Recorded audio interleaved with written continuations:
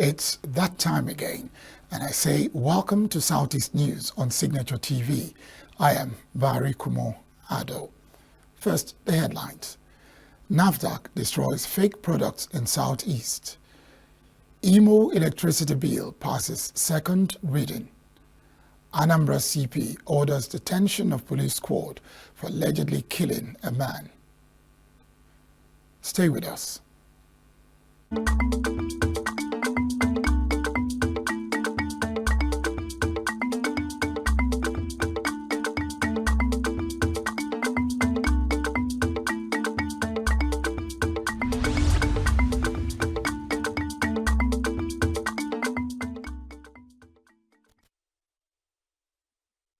The National Agency of Food and Drug Administration and Control, NAFDAC, on Thursday destroyed fake, adulterated, and unregistered food, drugs, and cosmetic products worth about 2.7 billion naira seized in the southeast.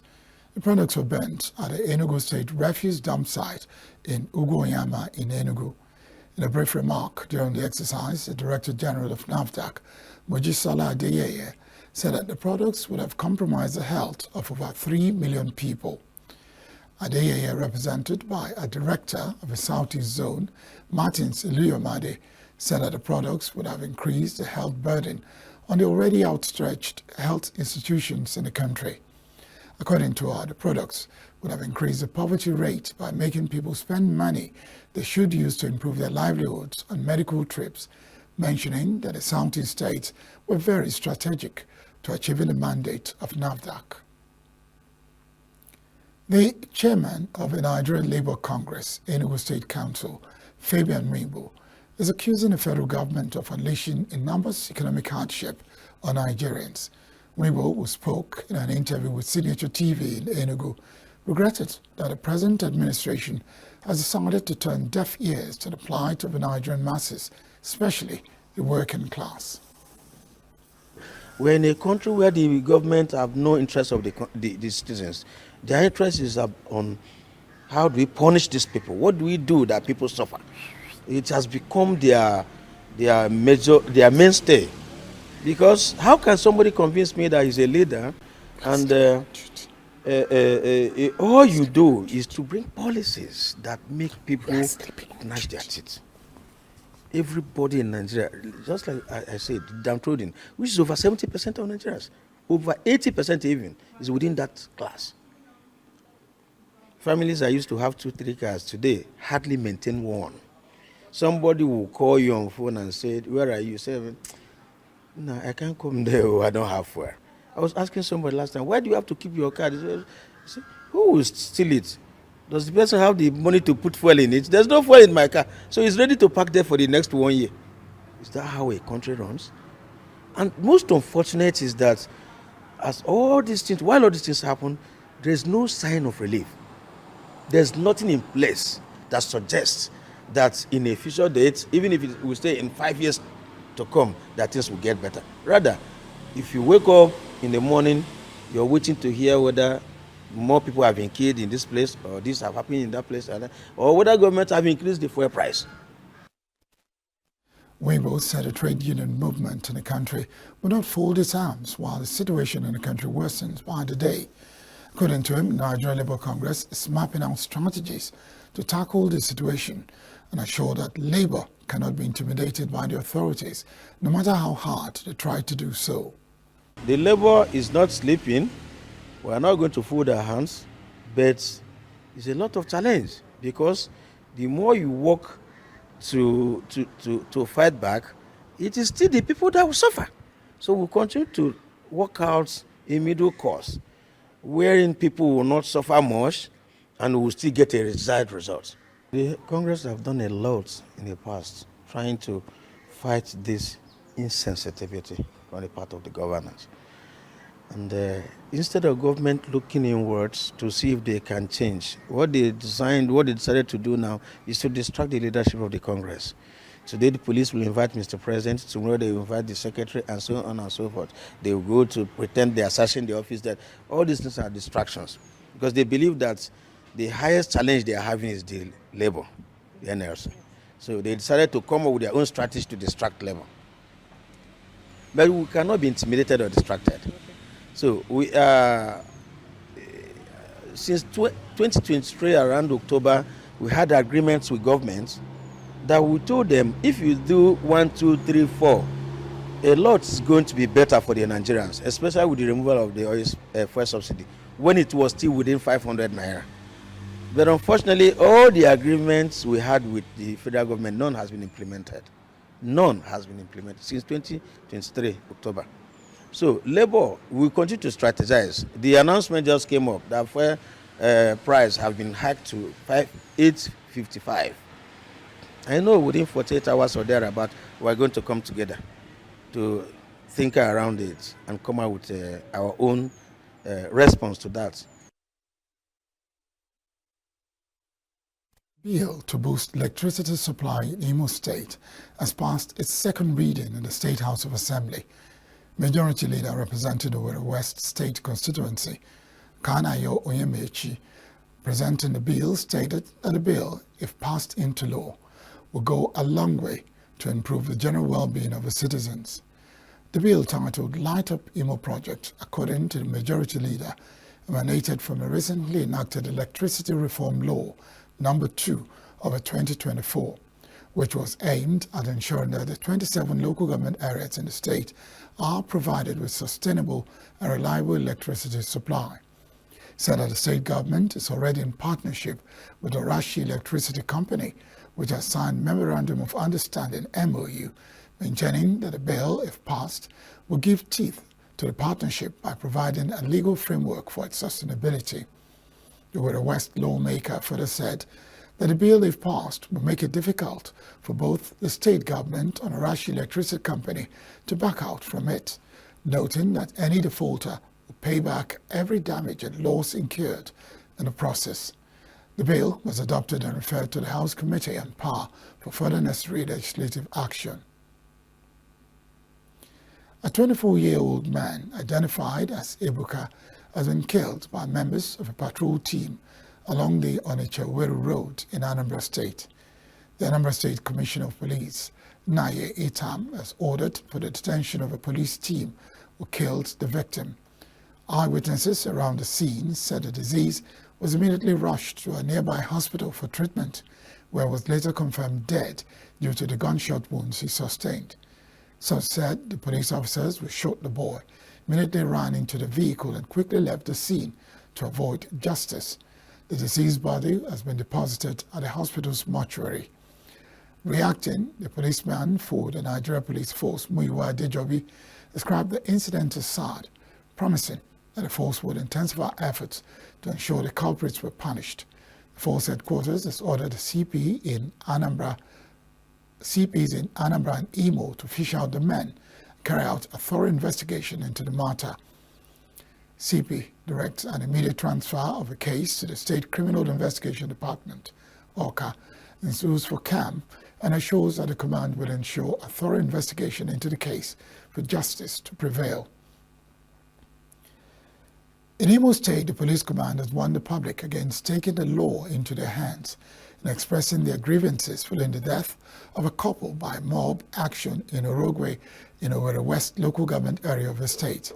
Speaking to journalists on Thursday, Public Relations Officer of the Imo State Police Command, Henry Okoye, said the cause of justice would not be served if the public persisted in taking the law into their hands, while urging them to allow the police to do their job of law enforcement. Any suspect should be handed over to the police for proper investigations. Signature TV gathered on Thursday that some angry youths on Monday burned to death a yet-to-be-identified couple in the Orogwe-Ohi area of Owerri West local government area after robbing a motorcyclist off his bike with a pistol. A community source who pleaded anonymity said the couple usually operate around the community and neighboring villages.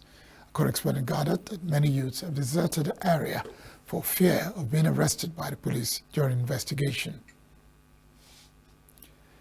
The People's Democratic Party, PDP in Imo State, has condemned in strong terms the recent attacks by yet-to-be-identified gunmen on the council headquarters of Isiala Mbano, a local government area of a state where security guards were killed. It also condemned the razing of Obo local government divisional police headquarters, as well as the killing of a policeman in his house near Nepa Junction in Umologo community, also in a local government area. In a press statement by State Publicity Secretary Lancelot Obiako, it said the party maintains that the continuous mindless attack on public facilities and the killing of innocent citizens are unjustifiable and have no place in a culture and nationhood. Obiako regretted that no mitigation was in place to checkmate incessant attacks in the state, saying that the APC-led government of Hope Uzodimma should wake up to the occasion and stop being what it described as inactive and indifferent to what is happening in the state. The PDP Publicity Secretary further stated that the governor has not been proactive in tackling the killings in the state, which he said had led to normalizing killings and arson, giving a leeway to attackers to have a field day in the operations, thereby turning the state into a theater of war, bloodshed, and sorrow. That's the news for now. After the break, we'll start with our conversation corner. Stay with us.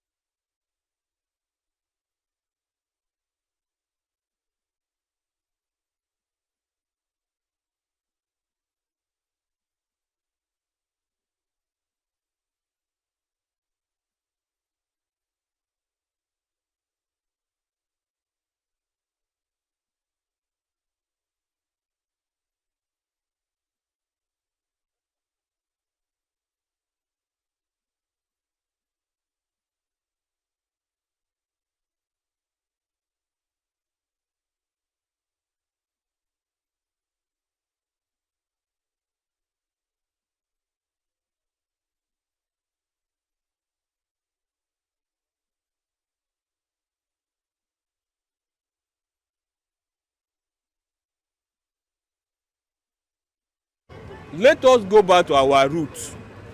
This is our economy. We have our fuel. We have the natural resources. Yes. Why should I buy something I have at my backyard and paying higher than those who doesn't even have it in their own country? Can't you see? It's very, very alarming. So government should do something. I beg. Tell the government, if you know any of those people, that we are dying. The price of fuel before, by the time Buhari was there, it was 120 naira. This thing is something that we have getting in our country. I see no reason why we should not maybe have something like this. And somebody outside the country is maybe gaining it more than the people that are the owners. So it's supposed to be 120 naira. If I should say. Normally, we are the producing of fuel, and in Nigeria, we all expected that the price should come down to before, like 150, 200. So that somebody that is going to work can be able to pay 200 naira, 50 naira, or 150 to go to work, respectively. If you bring it out like that way, it will be okay. Let them go back to 200 when Jonathan was there. What nonsense is that? The fuel that we doesn't import fuel. Fuel is in our country here. At least the normal price of the fuel is supposed to let it go down to the price of Buhari regime. That price will be 500.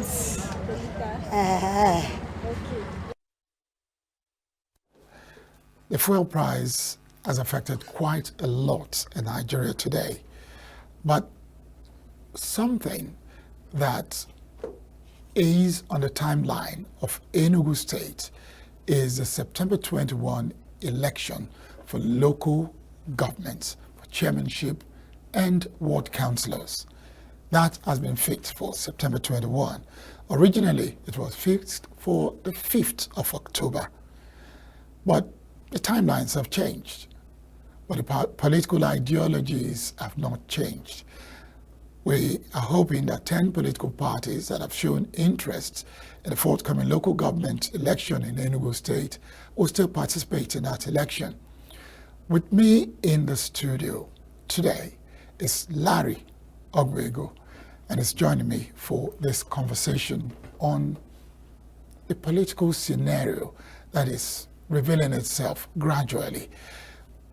I don't know, probably he knows, but he will tell you about it.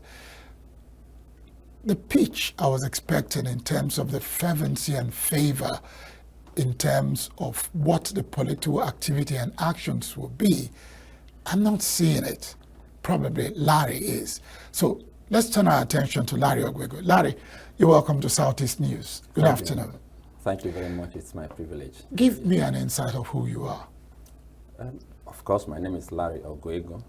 I'm the coordinator of Human Rights Volunteer Corps.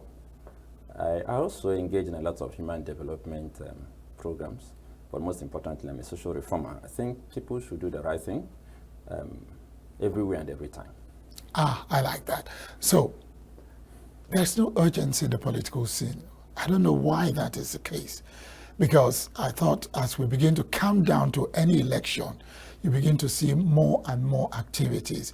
You begin to see campaigns, people really coming out to ask for votes. Am I missing something? I'm actually worried myself. You sounded as if I have this magic wand that maybe enables me to see what others are not seeing.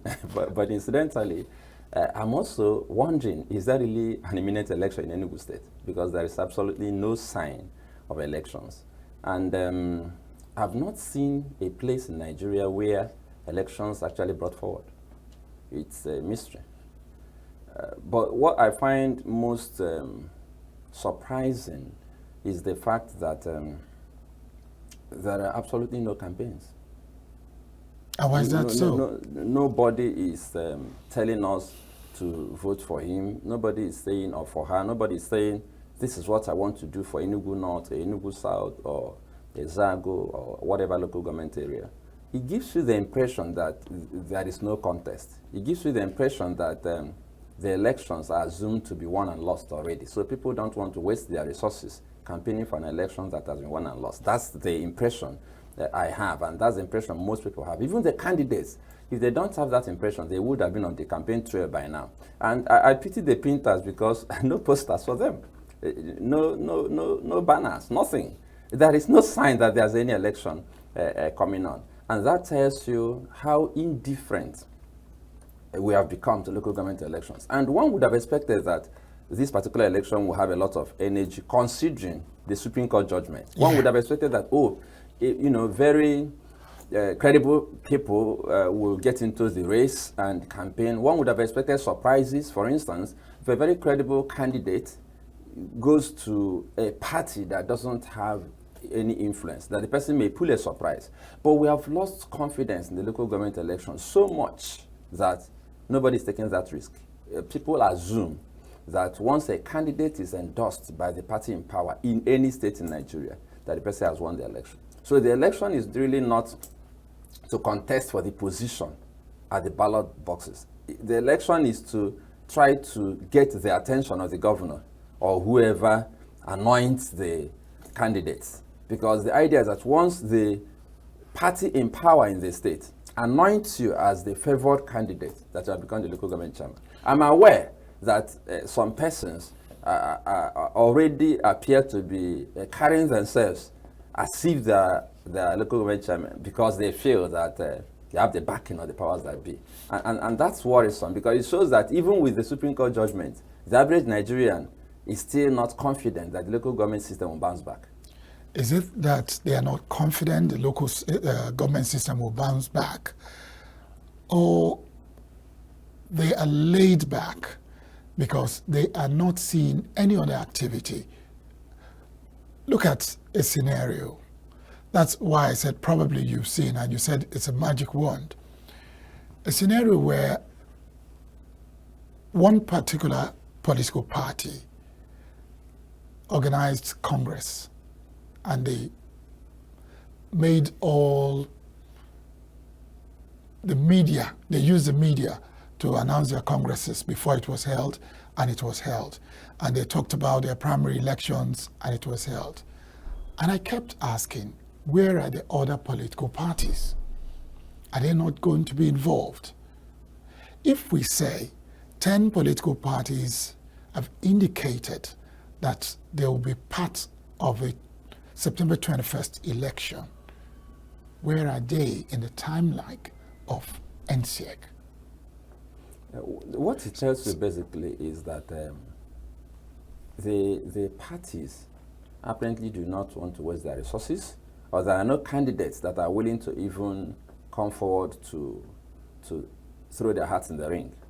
The only party that seems to be making some noise is the APC, because they have already even issued a threat that if NCEC should go ahead to continue to hobnob with, according to them, ghost officials of the party, that they were going to go to court. But apart from the APC, and you can understand why APC is making some noise. I mean, they have the power at the center, and then the PDP has the power in the state.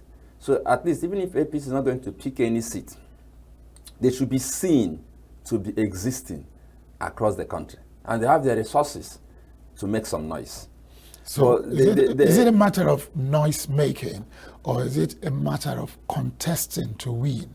For local government elections in Nigeria, it's noise making, because based on antecedents, and I'm not making it up, every state practically collects the entire local government chairman positions. That is, if you look at all the recent elections, local government elections that were conducted, and even if you go back in time, every ruling party practically just collects the entire local government areas. Occasionally, they will just donate one miserable council position or the other to one party to make the process look credible. But they have not even been able to donate one local government.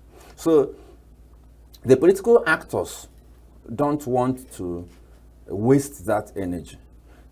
That's what I think, because statistics can't be wrong. It's 100% all the time. And I can predict comfortably, I don't have to be a prophet to know, that PDP will have a clean sweep of Enugu State. Not because they necessarily deserve it, or because they have superior candidates, but because that has become the way things happen in Nigeria. And for now, we have not been able to do anything about it. For now, we don't want to do anything about it. It's not that... why did I say that? It's simply because we have people who are active politically in different spheres or different sectors. And when it comes to local government elections, most of those who are active, who say they are activists, who say they are volunteers, they just get laid back and said, it's the same old dance tune. Mm-hmm. But when are we going to change the game? When do we bring in the game changer? When do we say enough is enough? That a proper election can be done. At what point? Well, maybe at the point when we realize that we can't really have the people in the rural areas benefit from governance unless we rejig the local government system. As it is now, you see there's a pattern that is prevalent almost in every state. The governors focus on the major city, not even cities. And the cities they focus on are like the poster boy. You know, if the state capital is very clean, very fine, very beautifully decorated, and appears to be secure, most people who do not go outside that state capital will assess the performance of the governor on the basis of the optics in the state capital. And that's the challenge we have. So you find out that most governors actually spend a whole lot of resources making the state capital look good. But the last time I checked, you find out that more citizens live outside these capitals than in the capital. And they also voted for the governors. My take on this is that during the elections, they spend more time campaigning in the rural areas Then when it's time to pay back, they spend more money paying back the city, because that's where the people who have voice live. That's where the people who have the capacity to say, oh, he's doing well, that's where they live. If you go and do beautiful jobs in the rural areas, there's nobody who will go to national television, come to Signature TV to explain the governor is doing well. I mean, the people are rural. They are just farming and subsisting. However, when we understand that we have to take development to every part of the nation and the state, that is when we value the local government system. And then when we wake up to that reality, we will begin to ask ourselves a very critical question. Why do we not hold elections at that level? And what do we do to hold effective elections? As long as governors have the sole responsibility of appointing the person in charge of the Electoral Commission in states, we're not going to have elections. While we clamor for reform at the center, we want INEC to be unbundled. We want the system of appointment for INEC chairman to be changed. We are not talking about the fact that something worse is happening at the state level. Unless we change that system where a governor is an emperor and he appoints the person who conducts the election all by himself, we can't change this narrative. And we are not talking about it as loudly as we ought to, because it's one thing I've noticed is that the political elites in Nigeria, sometimes they have this attitude that some of these bad systems should be left in place, so that maybe one day they'll benefit from that bad system. That's the way I look at it, because ordinarily, I don't see why they shouldn't understand that appointment of electoral commission chairman should be something that must be done by a group that cannot put one person who is likely to be easily biased. Unfortunately, that's not what we are getting. So if we don't go back to create that system that will enable us raise unbiased umpires to officiate during the elections, we are not going to get anywhere with local government elections, because the governor will definitely take it all, especially when you have now said that you're empowering the local government chairman to get their own resources. So the simplest way to get the money back from them is to have people who won't say pim when you ask them to bring the money. So they'll bring it willingly. Yeah, but another thought that came while you were talking was that can't the people take back what belongs to them? The power of each one politician that is elected is derived from the people. No matter the system in place, the power is derived from them. When you talk about ward congresses, it's derived from them to any level, whether from ward to local government to state to national, it's derived from them. If you are the president or the governor and you are misbehaving, you are empowered by the people. So at what point will the people say enough is enough? This is the second time I'm using that word, because we can't say that we had democracy and it's been running smoothly, even with some potholes, since 1999. Until now, we're still talking about basic concepts in democracy. Is it that we can't get it right, or we don't want to get it right? We don't want to get it right. Why is that so? Because, first of all, democracy is not a system of governance that functions well when you have hungry illiterates conducting elections. When you have hungry illiterates conducting elections and voting elections, you have a popularity contest. So you can come to the village and just share a sachet of noodles and you get voted for. You can be the town maybe comedian, and they just like you.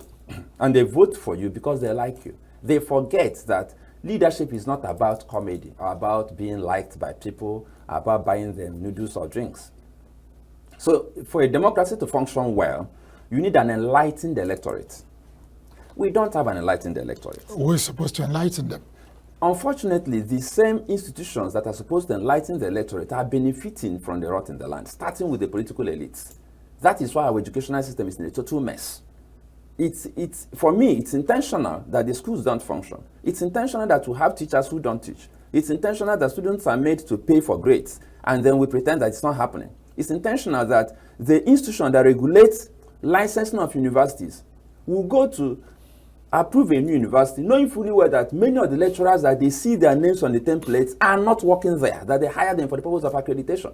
So we deliberately kill the educational system, knowing that when people don't have the capacity to reason, then it's easy to mislead them. The politicians give the impression that it's difficult to lead educated and enlightened people, but I disagree. It's actually difficult to mislead enlightened people, but it's easier to mislead people who are not educated. So if we're all enlightened, or most of us are, you can't mislead us. But we're actually easy to lead, because as long as you're doing the right thing, you're listening to us and all of that, we'll gladly follow you and even assist you. So the question is, how do we get the people to understand that power belongs to the people, that sovereignty belongs to the people? The politicians don't believe that power belongs to the people. How do I know? Because, you see, when they get this power, what they do is that they service the people who assist them to get to power. They service their godfathers, the political elites that will choose and pick who will represent them at the next election.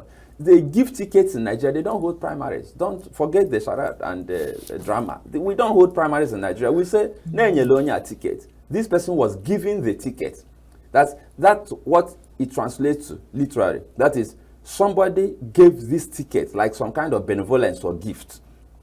So for those who are thinking one will get it right, it is a huge challenge, because until we get internal democracy right, until we get to that point where PDP, APC, Labour Party, APGA, all of them, YPP, all of them will be able to conduct primaries on the basis of the credibility of the candidates, and also allow ordinary people to vote during the primaries and allow their votes to count. Until we do that, we won't even get people we can vote for.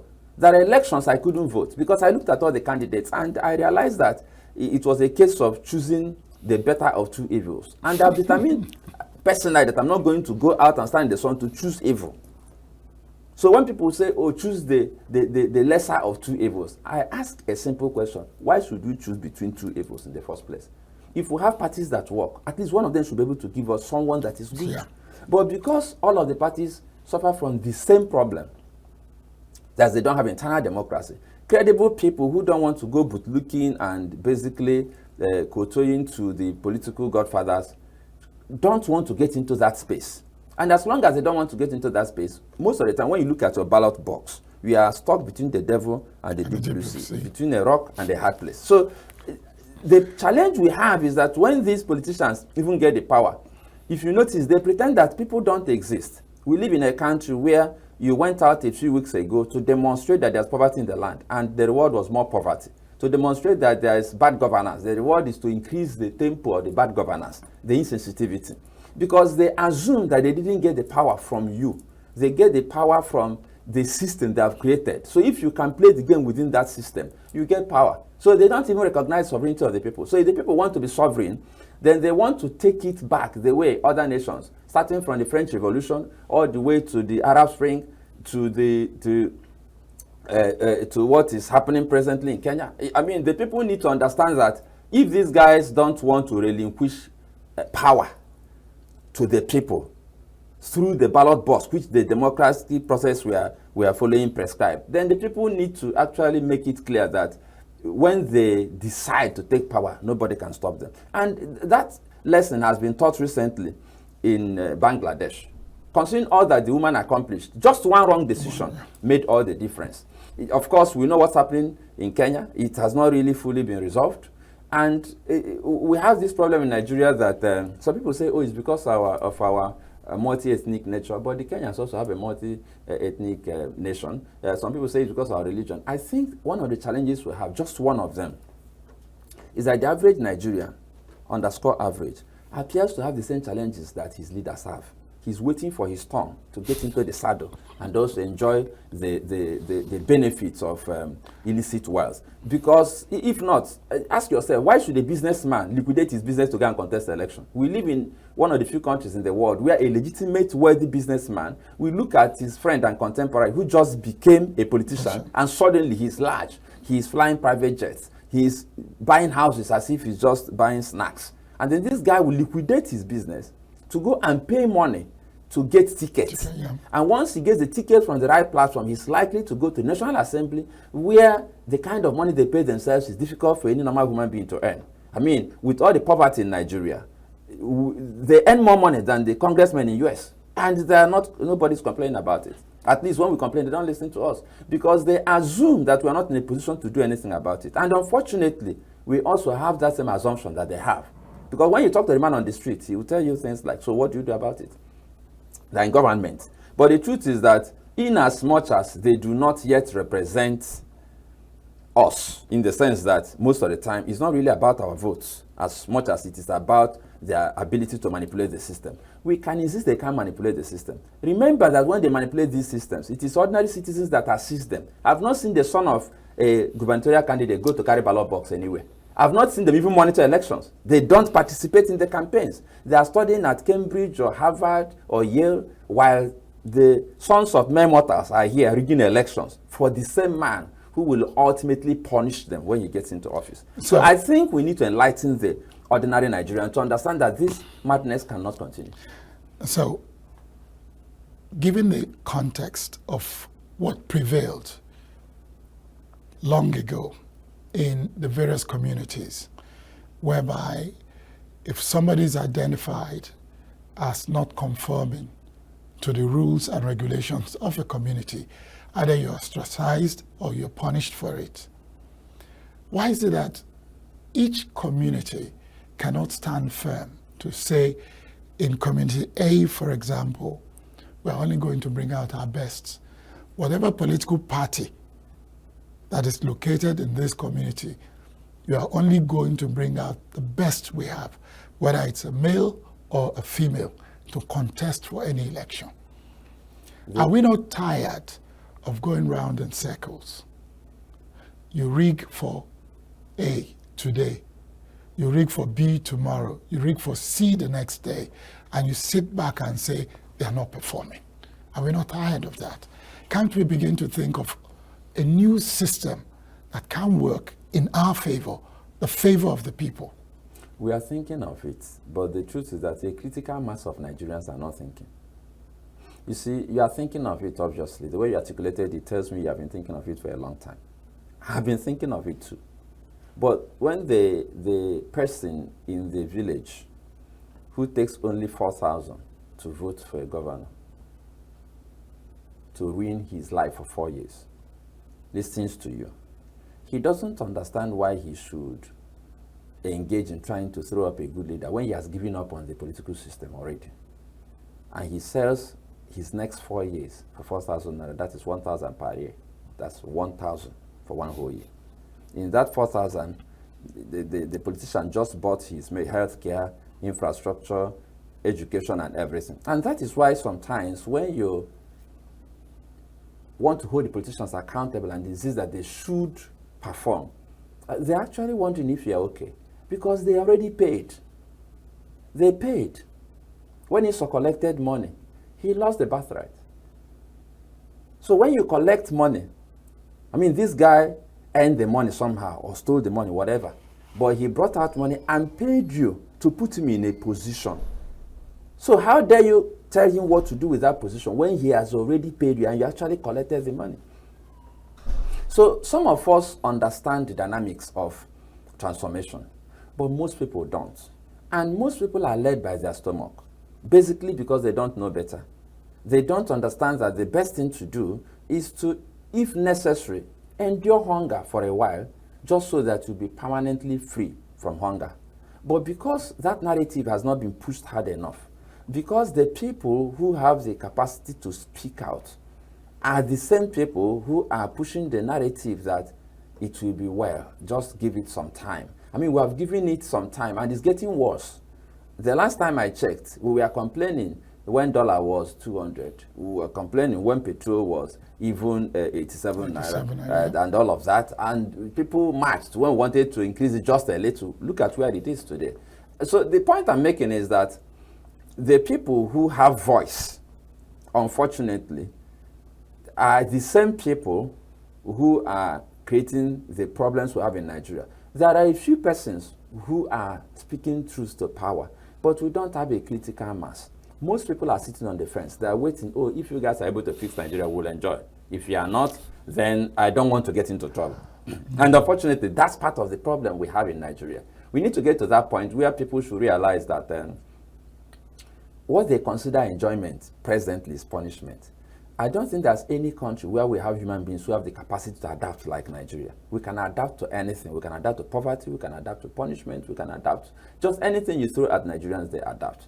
And, you know, they have a way of converting very serious problems to jokes. The next thing you see it on skits, we laugh about it. And then we trivialize very serious problems, you know, and the next thing you know is just a joke. And then we forget that as it is, Nigeria is becoming a desolate nation. We are losing our best brains. We are shouting about the medical expert, but everywhere you turn, every profession has lost its best brains. Every profession. One of the finest young broadcasters I know is in Canada now. We had a long conversation yesterday night. I remember that I was there when he was giving his first job in a station in Anambra State. He has blossomed so well. He's on a national network in Canada. And he would have been discussing petrol and power if he was in Nigeria. So you look at the price we are paying for our collective stupidity, and you ask yourself, how are we not able to see that we are committing instrumental suicide? We are killing ourselves gradually. Unfortunately, the people who are leading this process of killing us gradually have already secured their positions, or so they think, by selling our commonwealth and buying houses in fancy locations, sending their children to those places. But you see, if you look at history, you'll find out that these things don't last forever, especially when the people really wake up to the fact that they have to stop the madness. Ultimately, power really belongs to the people, but the people must realize the power they have. It's the people that will activate that power somehow. It's either it's activated through enlightenment by somebody opening their eyes, like Gandhi did for the Indians. Gandhi first did it in South Africa before he traveled back to India. Like Mandela and Walter Sisulu and all of them did for the blacks in South Africa. Somebody can open their eyes to the suffering that they're enduring. But then sometimes the sheer suffering itself opens the eyes of the people. So they are like, okay, in the circumstance, if I don't do anything, I'll die. If I do something, I may die. So you actually have a better option of surviving if you do something, because if you don't do anything, life itself will kill you. Hunger, punishment, deprivation will kill the person. And the politicians are gradually pushing us to that tipping point where people will wake up one day and decide that this is not the life that they envisage to live in Nigeria, and that they are ready to lay it down to get a better life. When we get to that point, no politician can stop it. I remember that during the few days of NSAS, I didn't see any SUV in Enugu. I didn't see any Hilux van. Every rich man maintained a very low profile, even legitimate rich men, because they saw the seething anger of the young people who, for no reason, were totally brutalized, emasculated, and treated like rogues in their own country for just being young and successful. So we need to get to that point where we enlighten people. Unfortunately, the major institutions that are supposed to enlighten people appear to be compromised. You have the family. When you talk about family now, so how many men can put a decent meal on the table? And once you don't have that capacity to put that meal on the table and pay school fees and provide decent accommodation, you lack the capacity to tell your daughter not to come out in the night. So you are not providing for her. You are telling her to sit at home. So to do what? So you find out that families are compromised because most men cannot even provide for their families. And then you look at the faith-based organizations, they are competing for relevance and resources. They have also lost their moral high ground from which they can tell truth to power. So the churches and mosques that we expect to talk to the people, and because, you see, my pain is that we are so religious. We are so religious. And all of these politicians go to church or to mosque. So I wonder, so what do the priests tell them in church? They congratulate them for winning elections. So after the congratulations, what next? Do they sit them down to say, when the righteous is in power, the people rejoice? Are people rejoicing? Sir, you represent our faith. I don't think it's working. Do we have the moral capacity to say that? We don't. So I think there's so much work to be done. It's the collective values, the worldview of Nigerians that is reflecting in the suffering we're enduring. When people individually decide that we don't want to support this kind of lifestyle, I mean, when you say, oh, this guy is not doing well, why should this person win elections again when he's not doing well? People will say, you are jealous. you should go and sort your own self out. So we have a perverted mindset about success. And until we go back to the values that made Africans who we were in the past, we are not going to get it right. It's about values. It's about the things we accept as being normal. When we accept that rigging is normal, that once you get power, anyhow you get it, that you can enjoy it. As long as we don't want to consciously stop that narrative, as long as we don't ask questions about how this person even won the election, did he actually win the election? As long as we don't withdraw our support from the people who deliberately hoodwink us and make life difficult for us, rather than align ourselves to benefit from the fraud that they perpetrate on society, if we don't really settle down to make change happen from us as individuals, nothing will change. Thank you so much, Larry Ogwego. It's been a pleasure speaking with you. Thank you. My pleasure and my privilege. I just hope that we will imbibe the invaluable nuggets you gave today and begin to think about changing the narrative for good. And thank you for also being a voice in this direction. There are not too many journalists, with all due respect, who ask the right questions and push the right narrative. Almost everybody is compromised everywhere. But then I thank God for the strange voices speaking from the wilderness. I hope they listen to you and to all of us. And all of us too. Thank you. When we come back, we'll take you on a trip to Imo State. Stay with us.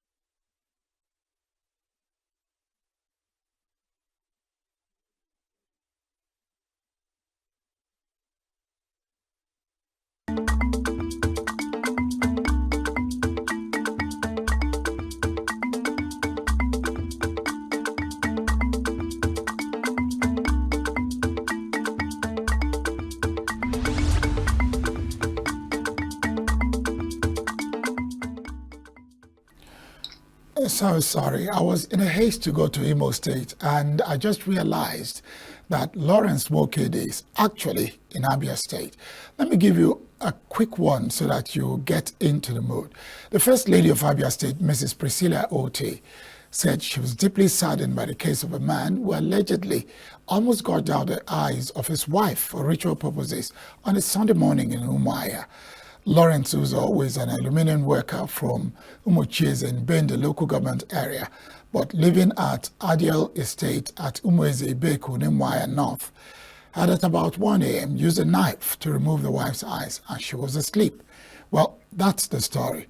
But let's go to Lawrence Nwokede, who is in Abia and who is a journalist and who has more about that story. Lawrence, good afternoon. Good afternoon. How are you today? I'm fine, thank God. You know the story better than I do, so can you tell us more about it? Thank you very much. This ugly event, I believe, took place on Sunday, because by Monday, the wife of the governor, Her Excellency, Mrs. Priscilla Oti, visited FMC, Federal Medical Center, Maya, where the victim, one Mrs. Amarachi Lawrence, was attacked, brutally attacked by the husband, one Mr. Lawrence Chukunyari of Ata Amede Ibeku in Umuahia, North local government area of Edo State. The incident it's a sad one because the man or the culprit, the man used a cutlass, or can I say a machete, and tried to see if he can remove the two eyes of her wife, Mrs. Amarachi Lawrence. And when he could not, because when the ugly incident occurred, the landlady of the house, one Mrs. Jane, Love Jane, was around. So, and some other members of the house. So they now rushed to the man's house and now found the man with a cutlass already in his hands, and he was now trying to remove the wife's two eyes. They now rushed the man. Suddenly, the man even used the cutlass on the landlady and injured her before some youths now overpowered him and collected the cutlass from him. Then, but the incident, the story behind this is that the man accused the wife, allegedly accused the wife, let me use the word allegedly accused the wife of not being able to get pregnant in the last 1 year of their marriage, since they got married 1 year. But when the landlady of the building was asked, when the journalist asked her some questions, she said that the couple were living peacefully before this ugly incident occurred, and that there has been no sign of anything like frustration either from the man or the wife. But the incident, when we now dig deep into it, we now notice that the man was taken to a nearby prayer house in Aba by one of his friends named Odogu. We just know the name with Odogu, who now took the man to a prayer house in Aba to pray for him. But after the prayer, after visiting the praying house, the man became abnormal and started misbehaving and doing other ugly things. So the whole issue is now that the wife of the governor, when she now received the information on Monday, drive down to the FMC and met the woman down with cutlasses, bruises all over her body, including the eyes. In fact, the two eyes were so badly damaged when we came with the wife of the governor. Then the medical director that was taking care of the woman was telling the wife of the governor that they are trying their best to see if the woman can still see again with that two eyes, so that at least it will be a plus on them. So the wife of the governor was so phoned. She now, after listening to all the stories from both the parties, she now said that government of Abia State will not take it lightly with whoever may have joined this man in attacking the wife, because the wife of the governor said that from what she saw, it's not only one person may be involved in this thing. Maybe some people may be giving the man some bad information that led to him attacking the wife, so that whoever that is involved will be made to face the law. And I would like to drop here that in Abia State, domestic violence, gender-based domestic violence, the law has been domesticated in Abia State since 2020. So it is now an offense, it's a great offense for anybody to engage in gender-based violence, especially against women and their child. So the whole thing is that by now, the man, though I called the police public relation officer, I called the police public relation officer, Mrs. Maureen Chenaka, over this issue. And she claimed that she has already gotten the information. But what is the problem now is that they have not gotten official information where exactly it happened and other things that will make police to go deep into the finding out what exactly happened. But investigation is ongoing. But she assured me that investigation is ongoing to unravel this ugly incident that led to this man trying to pluck the two eyes of the wife simply because she did not conceive in the last 1 year of their marriage. Okay. So right now, what is the state of the woman? Okay, thank you. The woman is responding from the last time we went to the hospital. She's responding to treatment. But the fear, even that medical doctor that is treating them is saying that the eyes, because they are more interested in their woman regaining her sight. So the eyes is where they are afraid of.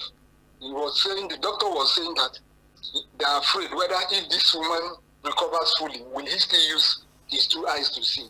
But they are praying that from the medical treatment they are giving to the woman, that she will respond with the eyes seeing. Though the wife of the governor placed a cash donation of some money for the treatment of the woman.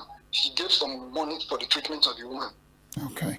Now, the landlady that was also admitted in hospital, has she been discharged?